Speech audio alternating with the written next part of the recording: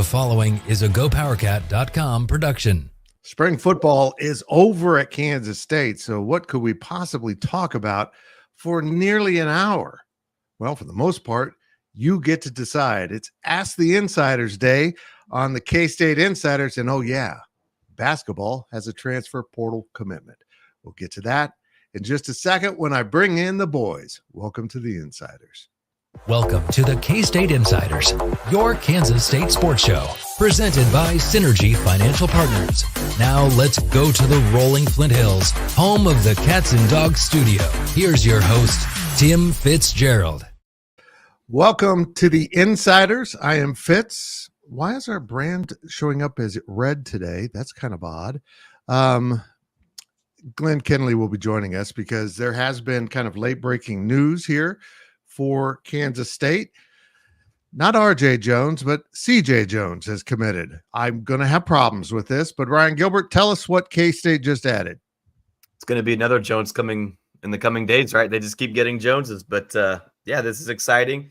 I don't know if this is maybe the level of a Doug McDaniel type commit, but that's okay, right? He's, not every guy has to be a superstar, but still a lot of things to be excited about here. With CJ Jones, I got to stop myself from saying RJ Jones. CJ Jones from UIC, a guy that averaged north of 11 points a game last year, over 4 assists as well. So right there, that tells you that he's a guy that Jerome Tang's going to like to play. In his offense, I think he's going to fit well in that 5-out scheme, assuming that kind of stays around next year. He's a guy that you can see in purple. It makes sense, right? He's from St. Louis. He's got ties to McCaleb Rich, that high school. And so I think on this visit, was having Buddy Rich there was maybe more of the icing on top, the cherry on top more than anything. Tang and Jones really hit it off, and things went well from our understanding. So it's a big I don't want to say it's a huge this isn't going to make or break, this isn't going to lift K-State to a whole new level, so to speak, but this is a type of guy that you want to bring in to your program. I'll save some of the breakdowns, the X's and O's for the film study that I'll do. Probably that'll be up in the morning tomorrow for our VIP subscribers at GoPowercat. But he's a shooter. He's got good 3-point shooting numbers from UIC last season. He was once committed to Missouri, fresh out of high school. And so, the Power 5 potential is always there. Creighton and Illinois were the two teams that I think were probably most involved in his transfer portal recruitment. But, he wasted no time after that visit to Kansas State. Committing, obviously things went well, like I said. And so what does this mean for K-State now moving forward? Well, the forward spot, the center spot, the power forward spot, whatever you want to call that, is still it's empty pretty much. And so, maybe K-State's still looking at some other guards out there, some guys that can play the wing, but you've got to assume now that the staff is going to hit it heavy on those big dudes down low. But obviously a very exciting commitment here for Kansas State, number 2 of the offseason, and still many more to go. Just an athlete, right? I mean, I mean, he shot 37% from 3, but you wouldn't describe him as a pure shooter. He's just going to be one of those fun athletes. But at 6'5", sometimes those athletes. Let's take Desi Sills as a perfect example. Incredible player, not a great outside shooter, but made a huge impact with his athleticism, but not nearly as tall and rangy as CJ Jones. Sure. And just being an athlete, right? That's something you can't teach or train or put into a guy. You just got to have that in you. And if you have that, then you can kind of work out how you want to have them fit in your offense, how you want to have them how is their role going to be. And so there's those things that you just can't put into a guy that a guy like CJ Jones is going to have. Yep, I agree. Well, my thing is if he can handle the ball and he can create his own shot and create for others, that is something that K-State sorely lacked last year. Guys that could actually create for others without turning the ball over every 2 or 3 other possessions. If he can do that, K-State's found something. Like I said, to add some length as an athlete, somebody that can create his own shot and again, create for others, it's exactly what K-State needs. Exactly. Yep, I agree. Shakedown, I'll get to your question in just a second, but this one follows right into what we're talking about. Thomas Williams, can you break down the basketball rotation will look like? It's still kind of early for that because we don't know the big men, right, Gills?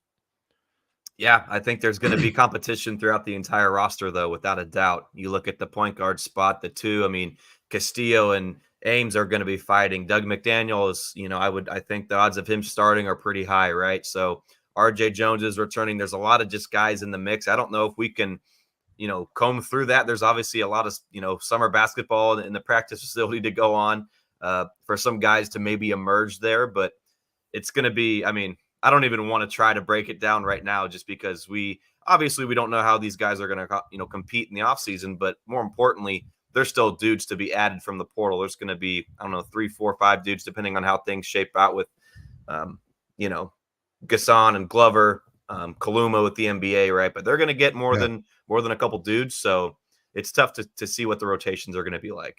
I would agree with that. Let's bring in our fourth here. Glenn Kinley has shown up from writing about CJ Jones, correct? Correct. Yeah, I had to get that one published before I can hop on air.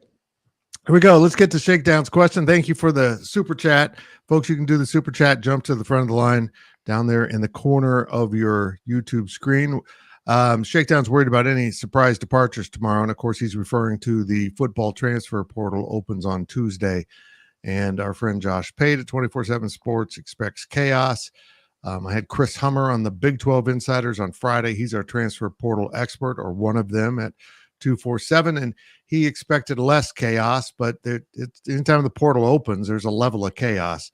Big B, I don't think K-State's going to have any major departures, but fans should probably brace themselves for departures, because if you're coming out of spring football and you're third string on any team, you're probably thinking about that portal.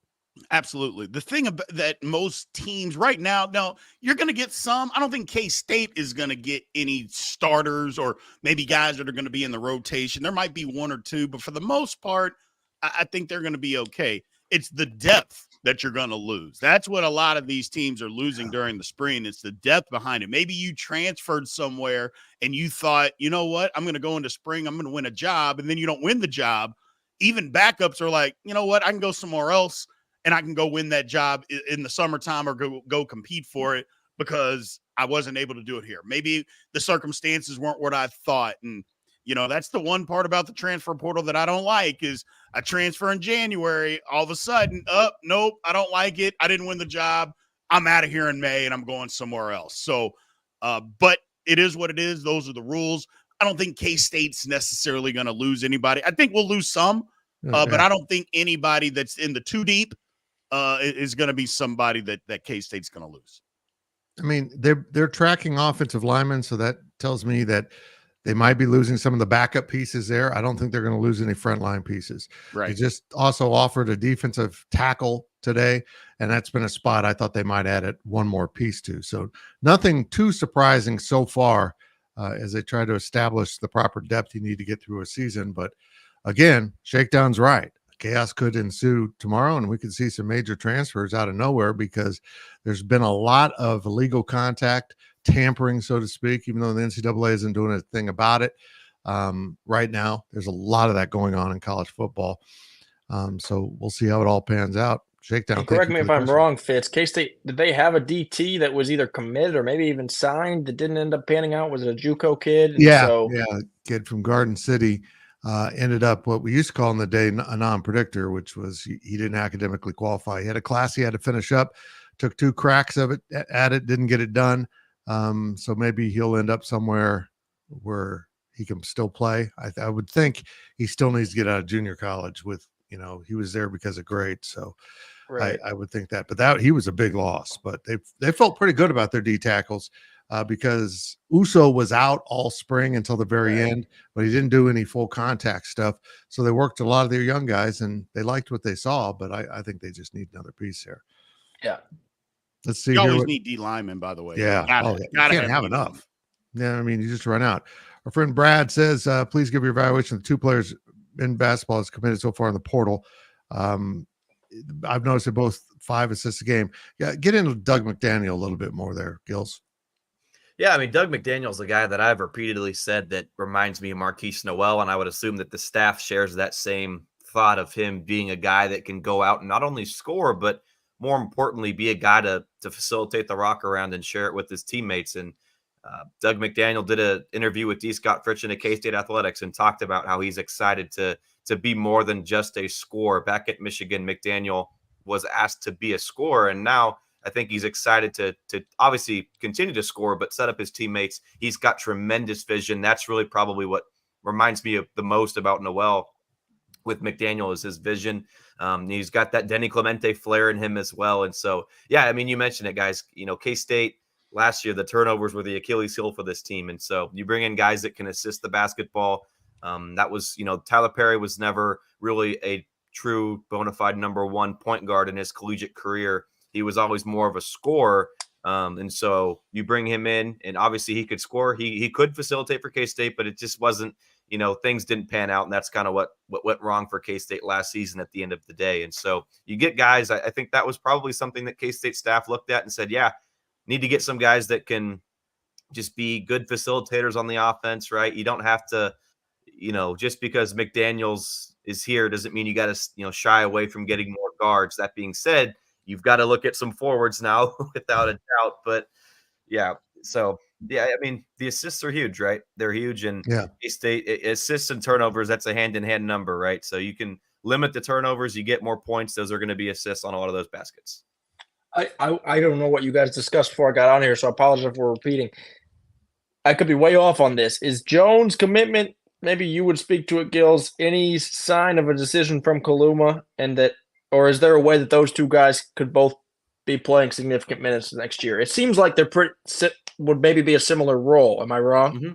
Yeah, I mean, you're not wrong, but I think it's, coin flip 50-50 with Kaluma. I haven't heard much anything else over the last, number of weeks. I think it's going to be a process that's going to take some time with Kaluma, obviously. And so I was always kind of the understanding that it was like 60-40 that he would stay. So until I hear otherwise, I don't think that, and I know that, Jones, when you see Doug McDaniel commit, maybe you don't want to go to K-State just because that's less minutes, that's less pieces of the pie that are available to you. But obviously he's here, or not here, but he was here this weekend, but he committed shortly after the visit. So I think that goes back to, though, when you're initially recruiting Arthur Kaluma, okay, you're not going to sugarcoat anything. You're not promised minutes at all. So I don't view it as the staff trying to replace Kaluma, thinking he's going to be gone. Now, obviously he might leave. That's still on the table for sure. But I think they were honest with the commit with Jones this weekend. They were honest last year when they got Kaluma. They're probably honest now with Kaluma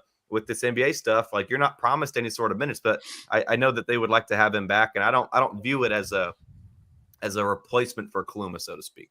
Yeah, I look at it. They got a lot of guards, man. I wonder a lot who's going to play, and because good problem to have, I guess. I think they have a lot of guards that can, give you valuable minutes. And so interested to see who plays, who gets a bulk of those minutes, and how they split that up. And if they lose any guys to the portal who aren't happy about the minutes that they got because they have 9-10 guards or whatever it is.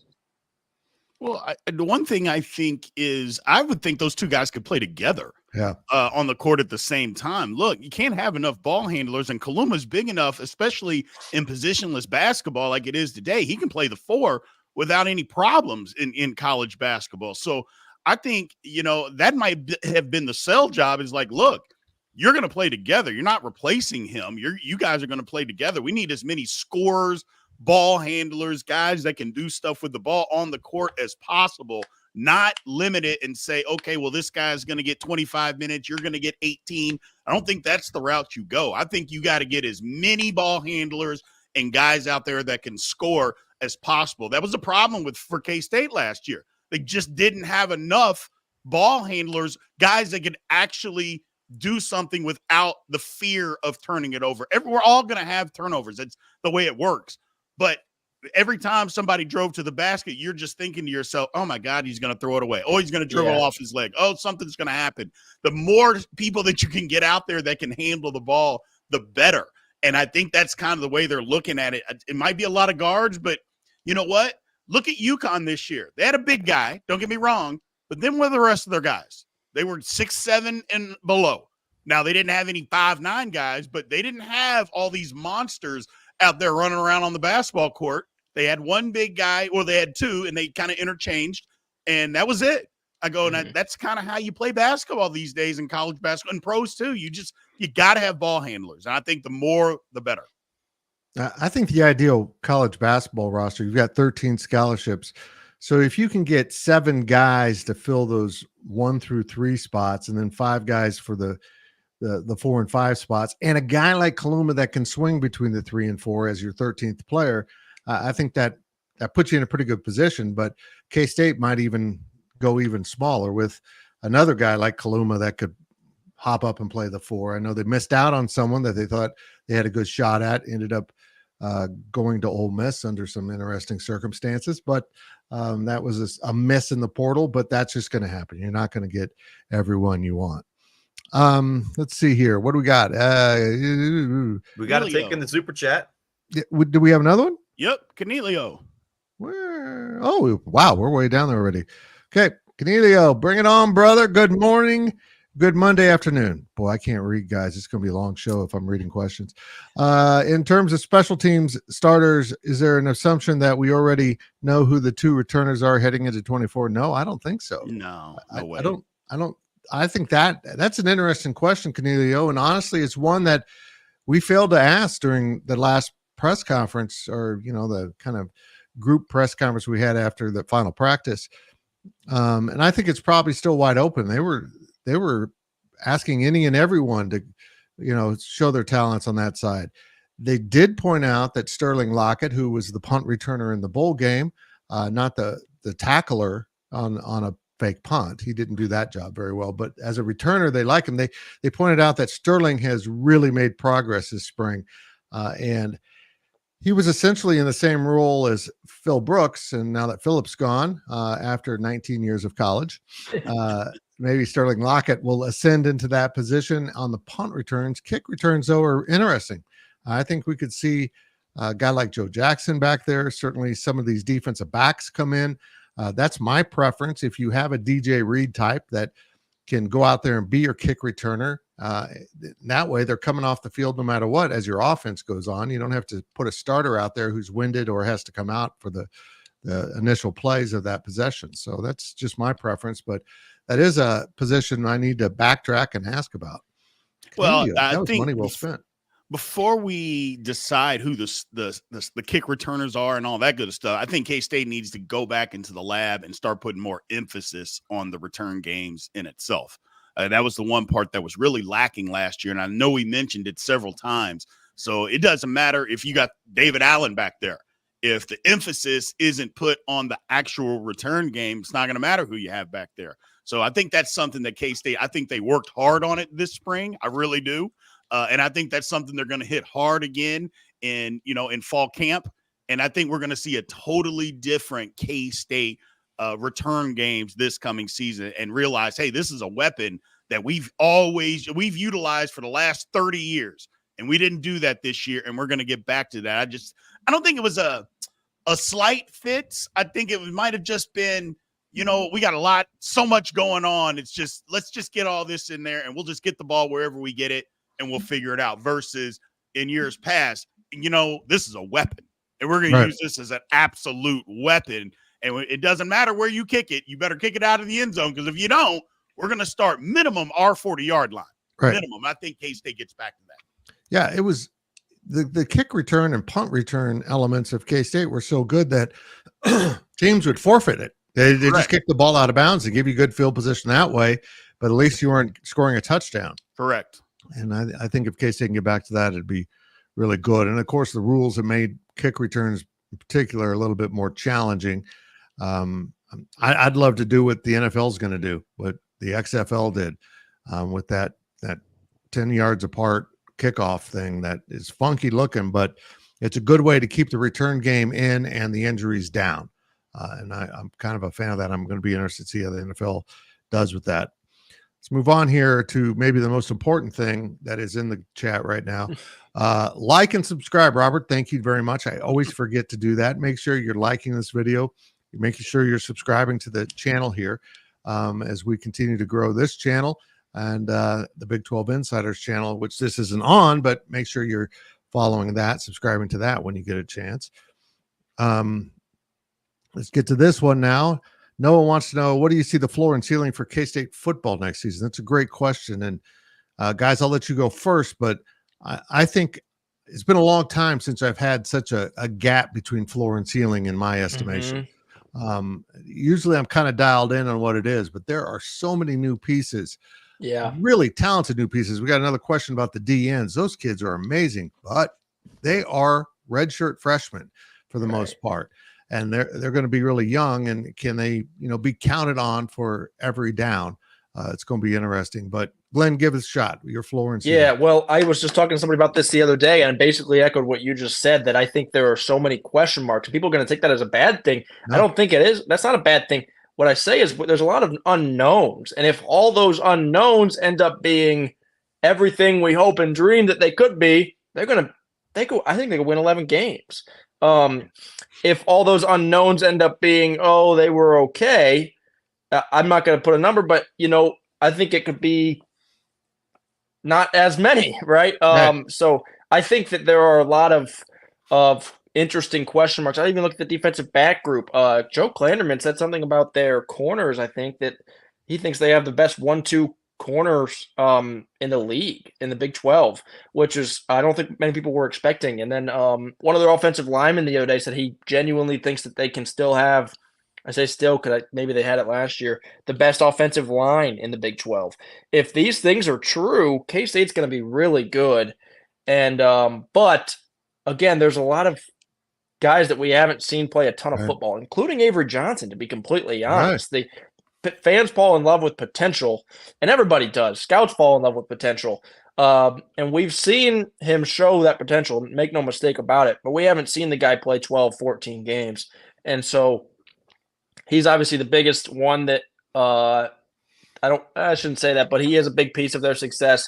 But then you mentioned the DN group. I look at the DBs. I think they're going to be good, but if they can be great, if they can be locked down, that's a game changer. If the DNs can get home and get some more pressure on the quarterback, that's a game changer. If the wide receiver group can take that next step that Kansas State fans have been wanting them to take for how many years now, that's a game changer. So if everybody takes that next step that people are hopeful they can, I think it can be really good. But again, that's a big if. Big B, what do you think? I mean, the gap is going to be, you're right, Fitz. I don't know that I've seen it be this big in a while, but look, I'm always the same. Offensive line. It's going to come down to those guys. If the offensive line is what we think it can be and has been in the past, K-State's going to be just fine on offense, regardless of what they do. I think Avery, look, everybody wanted this kid for a reason.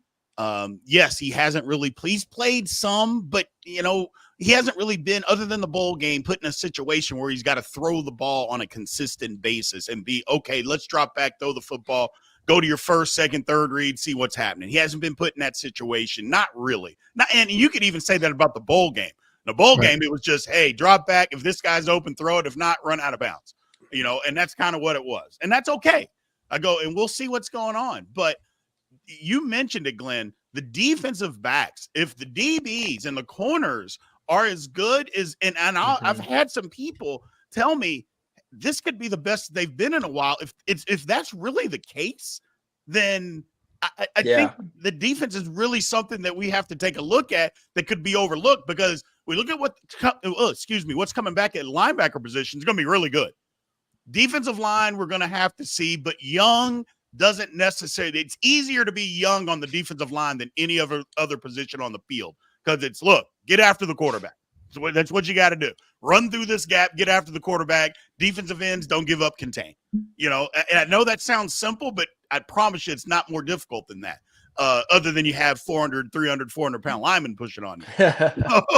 But it's – if that's going to be the case, if our defensive backs are going to be as good as what the coaches think that they can be, I'll put a number on in case they can win 9-10 games. Now, if the offensive line falls apart, defense isn't what we think it's going to be, 5 wins is what it could be, so in anywhere in between. But yeah, if they won 9 or 10 games, I wouldn't be surprised at all. Well, I look at their schedule, and I don't know if it's the lack of OU and Texas on there or what, but typically you look at the schedule, and I think, at least for me, let's say I look at it and I say, okay, they got 12 games. I think these 7 are wins, and then these 5 I'm questionable on.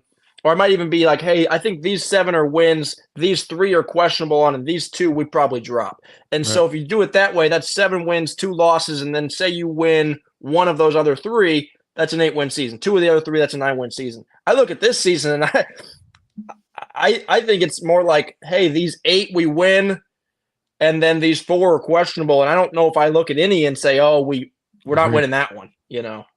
I agree. Right. If they were going to Utah, maybe I'd feel that way. Right. But or even Kansas. I mean, they don't have Utah. They catch Arizona, which is a non-conference game, but still feels like one. And Kansas in Manhattan. So they benefit from that. You're right. The absence of Oklahoma and Texas takes away not necessarily great teams on an annual basis. Oklahoma was pretty consistent for a long time, but you knew they had players, they had dudes, and they could out-talent almost anyone in the conference. I don't feel like anyone's currently in a position to out-talent anyone in this league. I think the rosters are pretty comparable, within a window of the best and the worst, but nobody's awful in this conference. And honestly, right now, nobody's proven to be awesome. And we'll see if Kansas State or Utah or Arizona or Kansas or someone can elevate themselves to that. Gills, take your shot at the floor and ceiling of this team.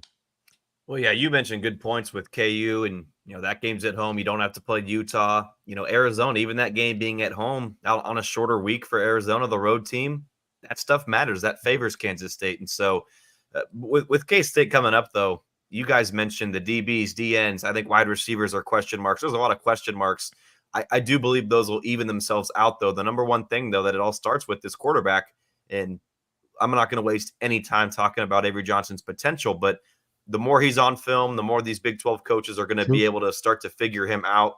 God forbid an injury to Avery Johnson. And so the ceiling is certainly there for Johnson, but the floor as such a young player, it is low. I think we all hate to say that, but it's very low for a player like that who may be, I don't want to say he's fragile because he doesn't have a bad injury history, but when you do run the ball, as we anticipate him to do, right, you're going to maybe see even some, bumps and bruises associated with play. That's going to add up on you. And so, the more that's on tape for him, maybe he gets better and works around that and finds ways to always be getting better. But it's the ceiling's high, the floor is low. And Fitz, Big B, one of you guys mentioned it. Like, this is the gap. This is as wide as the gap has been in probably my lifetime. And Fitz and Big B, maybe even you guys as well. Yeah, if you could see into the future, and you told me, again, I think if you told me they would win 10, maybe even 11 games, I would believe you. And if you told me they won 6 or 7, I would believe you. The 2 other things that I'll mention, and you mentioned the quarterback, and you mentioned how much he's going to run the ball. They don't necessarily have I don't want to say they don't have one, but who's the backup quarterback? And it's either a true freshman or it's a D2 transfer, right? And so they need something there if he does go down. And then the other thing we talked about KU, in a weird way, is it almost unfortunate that K-State isn't on the road there this year? Not that you ever want to not be at home, but since you do have to alternate, if there was a year to be there, this year be in Kansas City. And so I don't know if it'd be beneficial to get the road game out of the way when it's actually not in Lawrence, and maybe when your alumni in Kansas City can almost make that kind of a neutral site game. But like I said, you're never complaining about a home game. Yeah, Jacob Knuth, the backup, will be a sophomore, but he hasn't played. He redshirted up at Minnesota. Then he came down and didn't play this year. They like him, but again, he has not played a game. And that brings me to this, and you touched it. It's the third rail nobody wants to discuss. K-State hasn't kept a quarterback healthy through a season in a while. Yeah. And Avery wants to he's at about 190 now. He said he wants to get up to 200 before the season. I had some advice on that. He didn't think beer and pizza was really in his plan. I thought, well, hell, you want to put on weight? I can do that. Yeah. But the realistic is, if you're going to talk about a floor, what if it happens? The floor might be a 5-7 season, and we're all very disappointed. And, it was a rough season to cover for us in the media, and The fans are down. I don't think that will happen. I think these coaches are good enough to, even with a backup quarterback, to manufacture some wins. But the ceiling for me is unbeaten in the regular season. Again, exactly what Glenn said. There's no one on here you look at and go, yeah, that's a loss. That they might win it, but I doubt it. The scales are kind of on the loss side of it, but there's none of that. No. I don't think they'll go unbeaten, but it's well within their capabilities, and I think they could get there. Yeah, it raises the question if you're putting out odds for their games, or if the books are putting out odds for their games right now, how many games, if any, would K-State be an underdog in? Yeah, because Utah's the one that you think about, but that's in Manhattan, so that one maybe would be a close, a 1.5, 2.5 point spread. But I don't, and I'm not saying there won't be dogs at all, because obviously you lose two weeks in a row and then you play Utah. Yeah, you're going to be an underdog if they come in undefeated or something like that. So I'm not saying they won't end up being underdogs, but if you looked at it right now, I'm not sure they would be an underdog. Yeah. And they don't play Utah this year. Yeah, they don't play Utah. The toughest game that I'm just looking at the schedule again just to refresh my memory. Obviously, BYU will be better, but K-State is better than they are. West Virginia, I think, has something. I think they figured out a couple of things. I think at West Virginia will be tough. Nobody wants to say it. At Colorado, Colorado's going to be better. I was gonna ask. I thought they were going to Boulder. Yeah, going to Colorado. Look, nobody wants to say it because of all the hype that happened last year, and then they fell on their face. But if you actually take a deep dive, what Colorado was last year, they're not going to be anything like that this year. And they fixed their offensive line supposedly. So they still have those weapons. The weapons were as good as anybody in the country, but then their offensive line may have been the worst, Fitz, that I have ever seen an offensive line in 35 years that I can actually remember watching college football. That's not a knock. It's just I never saw an offensive line look so bad. Like, ball snapped to the quarterback, guys are on them. I'm like, holy mackerel. They're not even putting up any resistance. But that game will be tougher. I think K-State still can win because I think they'll be more physical. But you just look at the schedule, and then that last game, the West Virginia and the Iowa State on the road, I think are going to be K-State's two toughest games all year. The Iowa State game might be the one game where I'd say, depending on how the schedule works itself out for both, where they might be the underdog. Yeah, maybe. You're right. Just maybe, though. We are overdue for a break. Let's get that in right here and to hear from our Synergy Financial Partners, our partner in bringing you this show, our sponsor. Here we go. We'll be right back after this short break. At Synergy Financial Partners, the mission is to change the way Americans plan for their financial future. Synergy doesn't just offer you a financial plan. At Synergy, the goal is to help you find your best financial future. Learn more at synergyfinancial.com.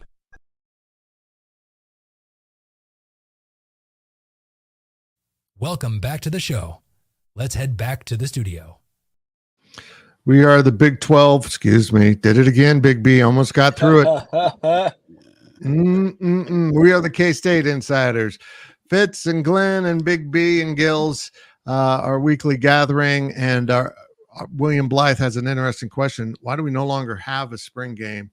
Because they're meaningless. I mean, look, Ohio State put 80,000 in their stadium for a spring game. I think at places like that, you can still hold a spring game. When you have a fan base that so far exceeds your capacity of your stadium, a lot of people will look at a spring game as their opportunity to see the team. And, that's just an advantage of having a national following. I know that Nebraska still has a spring game. A spring game is your 15th practice, and you get 15 in the spring. It is your 15th practice. They held a scrimmage with officials and two teams in the indoor behind closed doors, but they really had to rotate some guys, and it got confusing because they didn't have enough depth at certain positions. So when we pulled in for our press opportunity after practice, I was surprised at all the people there. But besides about 30 recruits, there was, some parents there to watch and a lot of ex-players. I know Skylar Thompson was there. Deuce Vaughn was there. Echo was there. I didn't catch who else was there, but they have that. Coach Kleiman just feels like having a public scrimmage means you can't show what you really want to show. And that gets me into this. Glenn, you just had, I believe, you just had a pretty good guest on. the new quarterbacks coach, right? On K Nation. Now that the drive is done for the season, make sure you're watching K Nation Sunday nights. And what did Matt Wells tell you? Was there discussion of the option? Kind of, yeah. So the way he put it is he said, well, the option's used in every offense I've ever been in. And I think what he means by that is like everybody uses it. Some people use it very minimally and some people use it a ton and some people maybe use it more than others. So I think they're evaluating what does it look like for Kansas State. And the way that he said it, I think he used the words not a staple. He's like, this is not, it's not we're snapping his triple option every play or anything like that.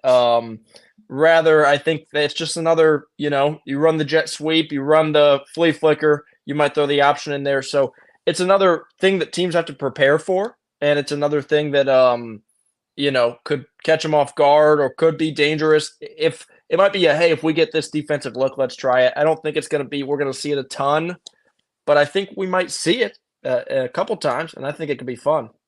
We think of the option as the triple option, but he could be referring to the read option, right. Which, K-State's used quite a bit of. And Avery, I think, will be very effective in it, particularly if they add the run wrinkle in. But Big B, I hadn't thought about running the traditional option with Avery Johnson, but it's a little intriguing. Yeah, I mean, I think the option is a great part of any offense in college football. Look, it's not like professional football because you do that, your quarterback is getting hurt. Period. End of story. In college, the defensive ends, you can kind of manipulate those guys a little bit. You still got to pick and choose. You're not going to want to line up in the wishbone, and run it every play. But absolutely, it's got to be part of what you are doing. And to put Avery out there, like pick your poison. And I go, and if you make a false step, he's turning upfield and he might be going the distance. That's how good and how fast he is. So option football has to be, I think it's always been a part, but I think it'll even be more of a part with Avery out there. Look, I don't want to confuse people or think that we're going to be running the option 10, 15 times a game. I don't think it's going to be anything like that. But you get 5, 8 snaps of it, both sides, especially on downs where you don't think that it's going to happen, a 3rd and 4 from midfield, something like that to keep people off guard. Yeah, absolutely. It's part of it, So I think they're definitely going to be, they're going to run a little bit more of it. And it'll be in spots where people thinking we're going to throw the ball, but really we're going to go for it on 4th down. So what do you do when you go for it on 4th down? I've been telling people this for years. You run it on 3rd down. Well, run the option. And that's what people will do. Yep. Yeah. On a slightly related note, I meant to tweet this, but Jordan Riley, K-State's new defensive back, the Ball State transfer. I think I got his name right. Yep. He said when we talked to him the other day I think it was after Matt Wells' press conference, he said that Avery had recently taken a quarterback sneak 90 yards to the end zone, which is just a funny visual to imagine of they're, lined up under center. And then Avery just pops outside. He's gone. He's got special speed. There's no doubt about it. You're taking questions from chat, right? But I got a question for Big B as a former offensive lineman with maybe a relatively younger or a group that might need to gel a little bit with the offensive line for K-State this season. Is that something that's going to be a challenge for them with running the option? How hard is that for an offensive lineman? Well, I mean, you got to be athletic because it's more, you're cutting guys off. And that's what you're doing. You're cutting guys off or you're pushing them by. So it's not really a gel type of thing. I mean, all offensive line play is gelling, but it's more, hey, can you get to the spot? And so you're kind of reading what the defense is giving you, but it's more just getting to a spot and just running. So I don't think, and I know people are thinking, what are you talking about? I'm like, literally, that's what you do. Outside zone, any option plays like that, you are just turning and running that direction. And whoever comes in your gap, that's who you hit. Doesn't matter who it is. That's who you hit. And it kind of simplifies it, Gills, as an offensive line. So that part of it makes it easier. Now, executing it can be difficult, especially in what they'll have to tell Avery is you got to slow down a little bit. You got to let it play out. You got to let it read because he's so fast, he'll get out there and he'll get ahead of guys. And then you're thinking the offensive line's not blocking when they actually are, but you're ahead. They're just not there yet. And that's right. And that's the difference is they'll take them. That's why when you see the false steps or the quarterback taking the step back on the option, that's what they're doing. You're giving their linemen an opportunity to get on their horse and get out there. I mean, remember Coach Snyder, and again, I don't want to always reference him, but I think he's a great reference. He always used to say, Michael, take a step back. Michael, take a step back. Because he never called it Mike or anything. He said, Michael, take a step back. And he was telling him, hey, you got to wait for us to get there. And once we get there, we'll do our thing. But if you get there first, we can't help you. So, yeah, could you imagine Cooper Beebe running the option? I mean, that he would just, whenever he got out in open space and ran into a linebacker and especially a DB, it was just pancake city. So that would be, we missed out on that. Him pulling over that way and a safety popping up, it would have just been, buried beneath Bill Snyder Family Stadium. I love it. I used to think, and everybody, why is he picking on the little guy? And I'm like, the little guy shouldn't have run up there. Yeah, he got in my way. Responsibility is to hit whoever runs in that gap. It doesn't matter if it's King Kong or if it's Mighty Mouse. Whoever runs in that gap, that's who's getting hit. And a lot of times it turned out to be Mighty Mouse, and Mighty Mouse was put on their back. So be it, whatever it is. Yeah. Looks like Live Free brought us a little news here. Max Marsh, backup quarterback this spring, has announced he's going to go into the transfer portal. Of course, that opens tomorrow. Coach Kleiman just mentioned him, or maybe it was Coach Wells, that Max Marsh had a really good spring. Of course, he came as a quarterback, transitioned to safety, was a backup there and a special teams player. Then with everything that went on around the bowl time when they weren't sure they had a backup quarterback, Max switched back to quarterback to give them depth at QB for the bowl game and just stayed there. And they raved about his arm strength and how he looks like a quarterback. So apparently Max Marsh decided from our last year, I'm going to go play quarterback somewhere, probably transfer down, of course, and good for him. I'm happy for him. He was an important part of bowl prep. He really was. Let's see here. Jeff asks, Will Howard is a top 4 favorite to win the Heisman on FanDuel, 12-1. Does that surprise you? No, I think we talked about it before, but it's if Ohio State wins, 11 or 12 games and wins the Big 12, then he's going to be in the conversation the Big 10. He's going to be in the conversation at least. So I don't think he's going to win the Heisman. I wouldn't take that bet personally, but I'm just telling you now, from the people that I've talked to, it's not even guaranteed that Will Howard is going to start the season as a starter. They love that freshman that is there. It is a battle. He wasn't promised, number one, the starting gig, and it is an absolute battle right now on who is going to be that starter. I mean, Will has the leg up, but there's a lot of stuff that can happen between now and then before we know and you saw it last year at Ohio State. It was the 3rd game of the year before they had even decided who was going to be the starter. So just keep that in mind before we start handing them Heisman trophies. Yep. Let's see. I'm not sure what this one says, but let's bring it up. Thomas Williams asked if you had to paint a picture for football being competitive in the college football playoff while Avery is here, what would need to happen as far as development and recruiting? Obviously, Avery has to be at Heisman level. That's probably true too. Guys, I think they're getting there in talent. I think they have more. It's young, raw talent. I think they have more talent on this team I've seen since maybe those great teams from when Big B showed up in town, and it was all him. I mean, that Bishop guy had something to do with it, but mostly it was Brien Hanley. From 97 to 2002, 2003, there was so much talent on this team in this program.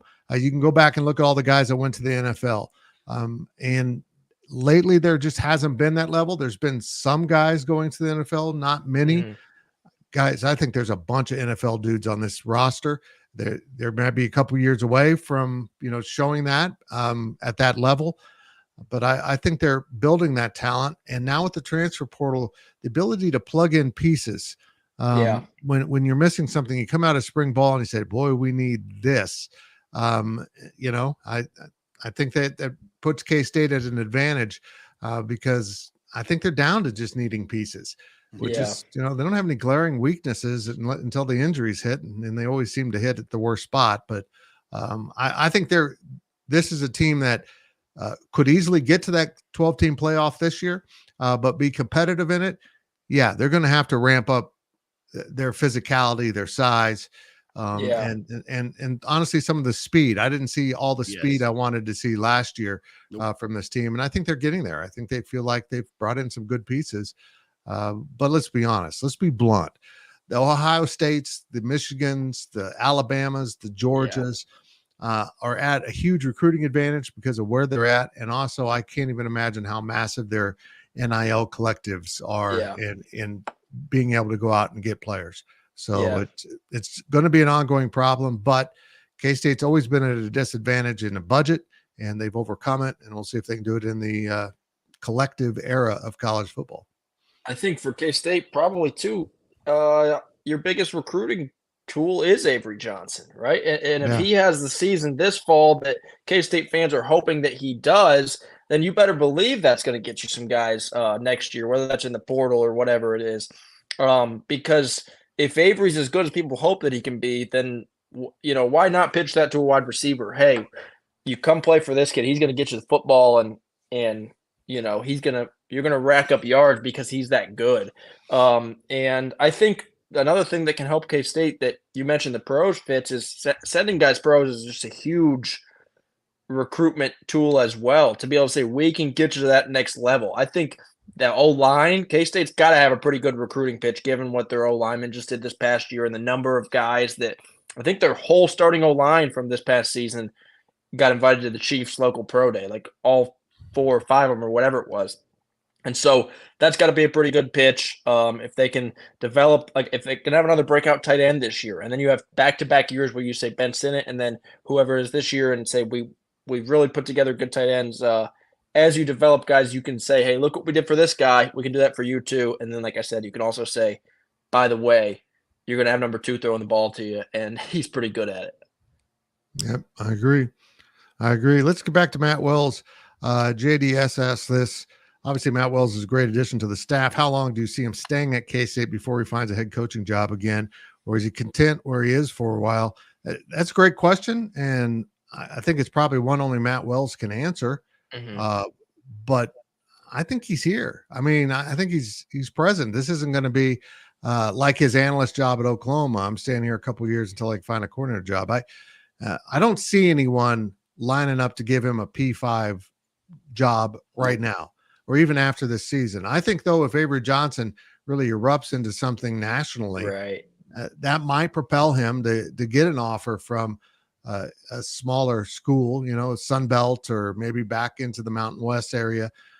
We'll see how that plays out, but I think he's been a great addition to the staff.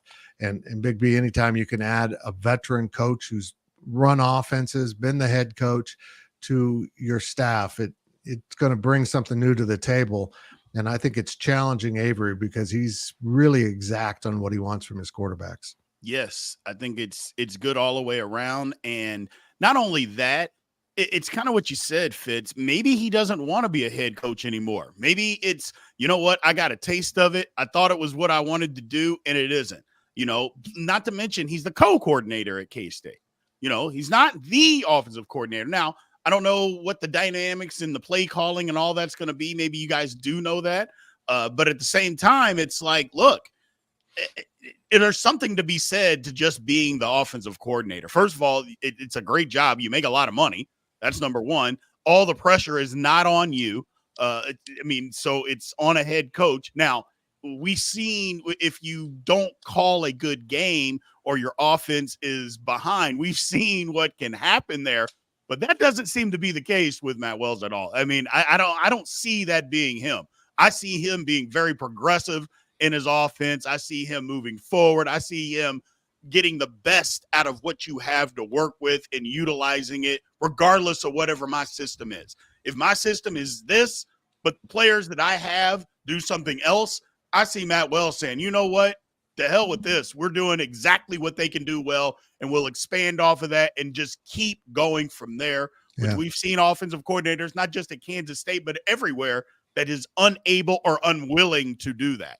I don't see that out of Matt Wells. I think he's going to be here for a while. Like I said, what would you rather do?